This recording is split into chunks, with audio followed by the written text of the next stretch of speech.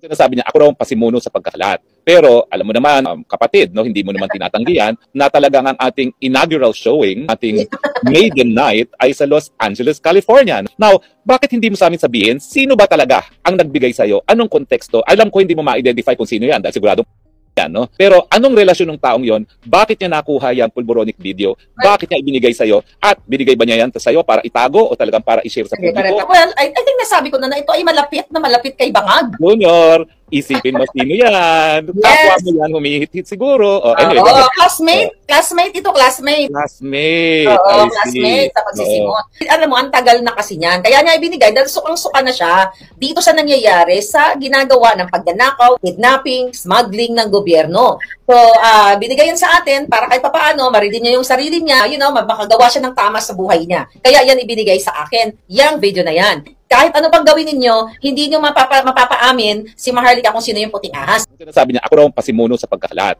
Pero alam mo naman, kapatid, no, hindi mo naman tinatanggihan na talagang ang ating inaugural showing, ating maiden night ay sa Los Angeles, California. Now, bakit hindi mo sa amin sabihin, sino ba talaga ang nagbigay sa'yo? Anong konteksto? Alam ko hindi mo ma-identify kung sino yan dahil sigurado yan, no? Pero anong relasyon ng taong yon? Bakit niya nakuha yung pulboronic video? Bakit niya ibinigay sa'yo? At binigay ba niya yan sa'yo para itago o talagang para i-share sa publiko? Well, I think nasabi ko na ito ay malapit kay Bangag. Junior, isipin mo sino yan. Kapwa mo yan, humihit-hit siguro. Anyway, classmate ito. Classmate. Classmate sa pagsisimon. Alam mo, ang tagal na kasi niyan. Kaya niya ibinigay dahil sukang-suka na siya dito sa nangyayari sa ginagawa ng pagdanakaw, kidnapping, smuggling ng gobyerno. So, binigay yan sa atin para kahit papaano, marinig niya yung sarili niya, makagawa siya ng tama sa buhay niya. Kaya yan ibinigay sa akin, yung video na yan.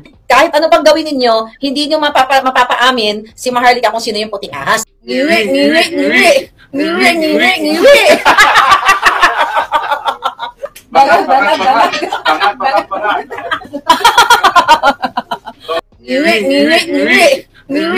Ngiwi.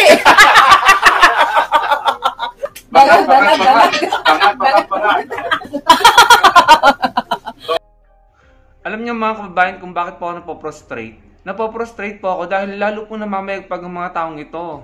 Lalo po nilang ginagawa yung ginagawa nila, yung pang-iinsulto, pagpapakalat ng sinasabi nilang video. Ito po ay pagkatapos nung yung usapan po ni Roque at po ni Maharlika, pagkatapos po yan na isiniwalat ni Pebbles yung meeting po sa Hong Kong, no? Yung plano nilang pagpapakalat ng video na iyon. And ayan pa rin po sila, ini-insist pa rin po nila yung sinasabi nilang video na authenticated daw. Kahit pa napakinggan po natin sa TRICOM, sinabi po ni Congressman Acop, si Congressman Acop po yata sabi noon na chinek na yan ng NBI, ng mga eksperto sa video, no? At sinasabing iyan nga daw po ay deepfake at hindi totoo. Pero ito, sila Maharlika at sila Harry Roque, talagang pinipilit po na sabihin sa taong bayan, pinipilit na itanim sa utak ng taong bayan na totoo yung video na yon. Samantalang mga eksperto na nga po ang nagsabi. Ang nakaka-prostrate po, no? Parang hindi po talaga sila natatakot. Wala po silang The more na nilalabanan sila, the more na sila tumitindi, no, sa ginagawa nila. At ang nakaka-prostrate po, kahit po may mga kaso na yung si Maharlika, hanggang ngayon, namamayagpag at ginagawa po niya yung ginagawa niya. Bakit hindi po napapanagot? Bakit po ganyan? No? Diba parang nakaka-prostrate po talaga. Ayan si Harry Roque, in the first place, bakit po hinayaang makaalis po ng bansa? Alam naman po natin na meron niyang pananagutan sa Quadcom noon. Iginigiit ni Maharlika at ni Roque na meron daw nagbigay sa kanya ng video. Sinasabi ni Maharlika na parang classmate daw po ni PBBM. Nagbigay sa kanya ng video na yon. Pero hindi naman niya mapangalanan. Hindi naman niya masabi kung sino yung nagbigay sa kanya ng video. No? Pero maraming naniniwala sa kanila. Yung mga supporters nila, yung mga DDS. Yan po yung mahirap mga kababayan. Sana po talaga, galingan naman po ng otoridad natin. Para kasing ganito na lang ba tayo na yung mga tao namimihasa, maninira ng maninira, madadamage po yung bansa natin. Hindi po sila tumitigil, bagkus lalo po silang tumitindi. Wala pong takot tsaka po talagang lalo po nilang ginagalingan. Imagine, sasabihin nila may nagbigay daw sa kanila ng video pero hindi nila pwedeng pangalanan. Ano yun? Hindi po ba mga kababayan? So, sana naman yung otoridad po natin napoprostrate na po kami dahil araw-araw po silang ganyan. Pang-iinsulto na ginawa nila, para namang ang iniinsulto nila ay ordinaryong tao lamang eh. Alam nyo kung sa North Korea nyo yan ginawa or sa ibang bansa na talagang mahigpit ang kanilang gobyerno, may kinalagyan na po ang mga gumawa ng ganyan. No? Na nakaka-prostrate po kasi hindi po napapanagot. Kagaya doon sa TRICOM, ayun na, may umami na. Sinabi na sila yung nag-share ng mga video. Sinabi ni Pebbles Talakera na yun nga, yung meeting para pag-usapan yung pagpapakalat ng video. Si Harry Roque, dun sa pinanood natin, pagkakaunawa ko, inamin naman niya na sila yung nagpakalat ng video. Pero hindi po sa Canada, no? Tinama nila yung sinabi ni Pebbles. Ang sabi kasi ni Pebbles sa Canada, ang sinasabi nila Harry Roque sa California. So, hindi naman po nila tinatanggi, no? Bakit yung mga naandoon, ng mga vloggers na naandoon po sa TRICOM, hindi pa pinapanagot? Kaya po nakaka-prostrate mga kababayan, no? Parang sinasanay na lamang po tayo sa ganito na may mga naninirang vlogger, tapos yung mga vlogger na naninira, hindi napapanagot, no? Yung mga vlogger na nang iinsulto, bastos ang bibig, bastos sa mga content nila, hindi napapanagot. Pero pag journalist po ang gumawa niya, journalist po ang magkamali, may pananagutan po ang mga journalist, ang mainstream media, no? So, sana naman ay kahit isa lang sana mapanagot nyo. Para naman makita namin na hindi pinapayagan ng mga ganito. Hindi po ba mga kababayan? Pero naunawaan ko na mahirap po talagang mapanagot si Maharlika at si Harry Roque kasi nasa labas po sila ng bansa. Pero nakakadurog po ng puso at nakakalungkot na meron tayong mga ganyang kababayan na parang sa pagiging panatiko nila sa isang politiko, wala na po silang pakialam kung tama or mali yung ginagawa nila. Gagawin at gagawin nila, no? Para sa kanilang mga sinusuportahan at sa kanilang mga baluktot na paniniwala, no?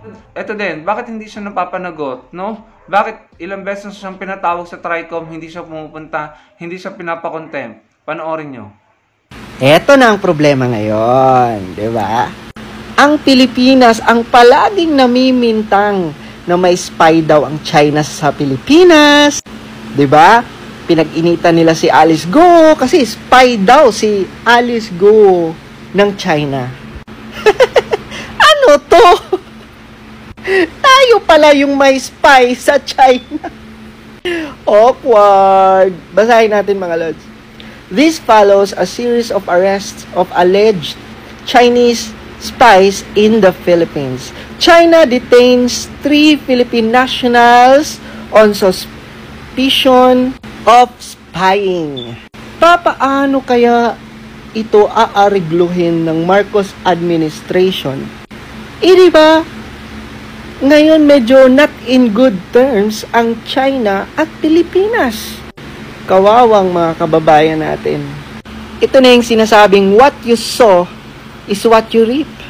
Kung ano ang ginawa mo sa iba, gagawin din nila ito sa iyo.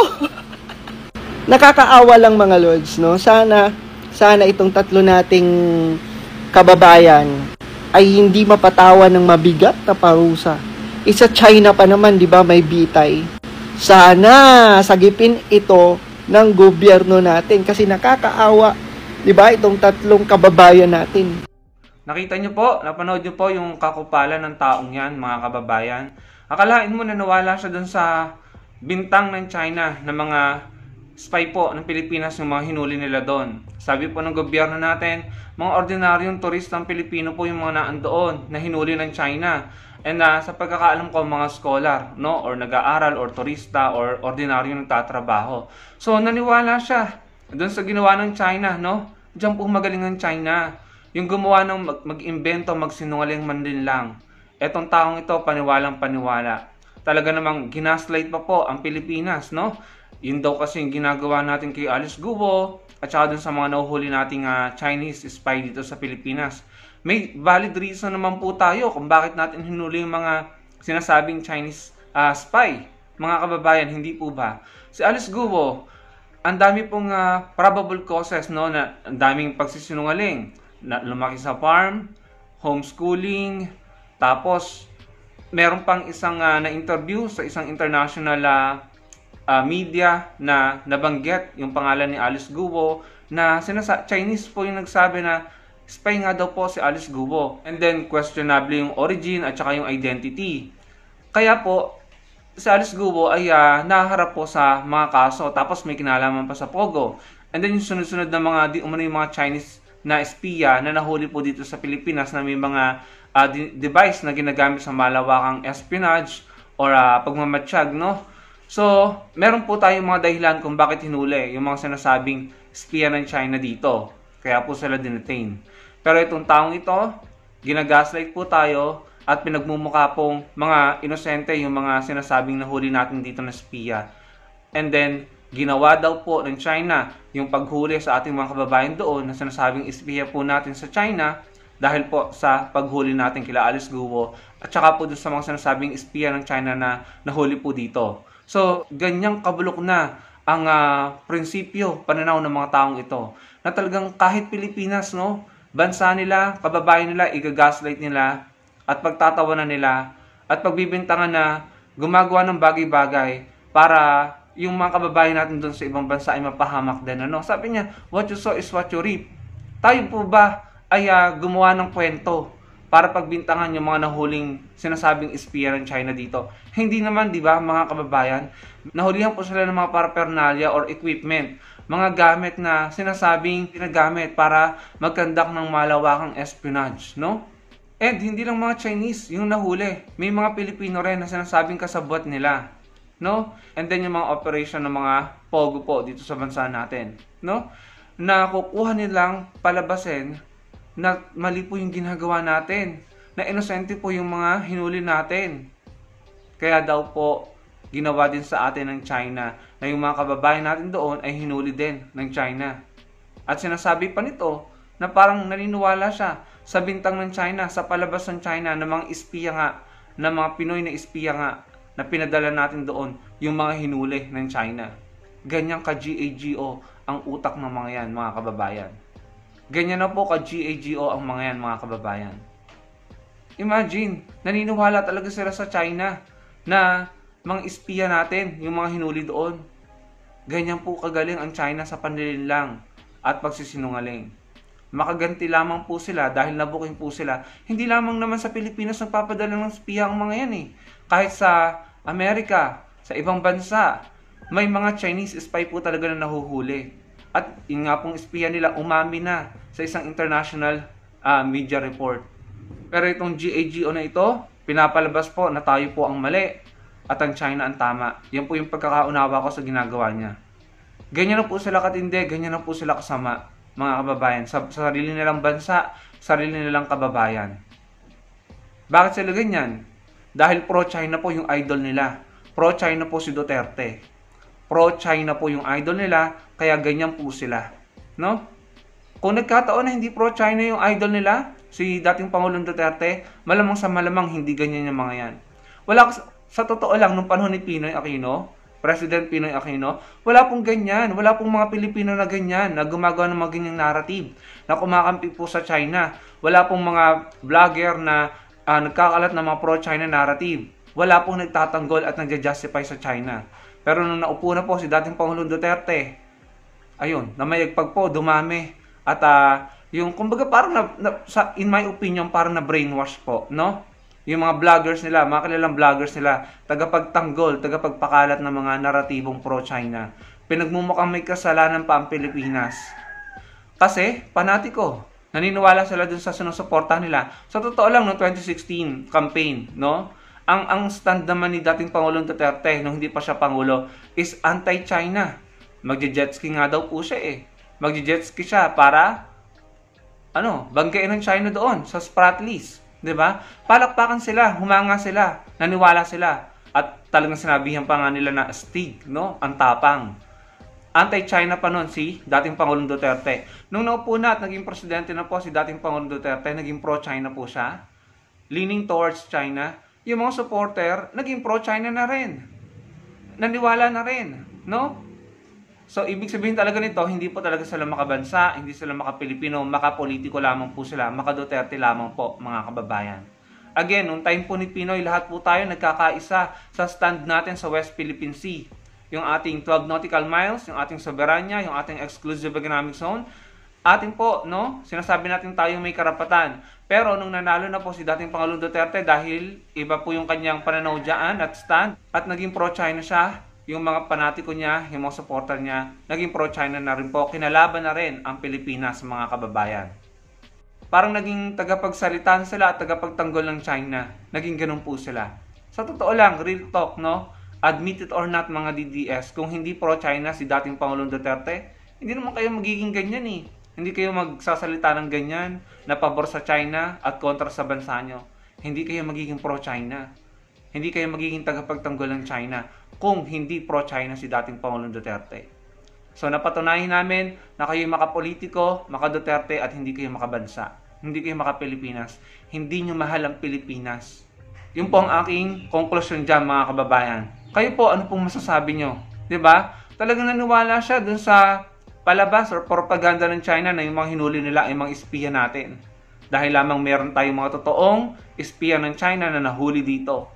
Papalabasin pa nito na kung dahil yun yung ginagawa natin, kaya ginagawa din sa atin. Napaka-GAGO, di ba, mga kababayan? Napaka-kupal. Ganyan po yung narrative nila ngayon.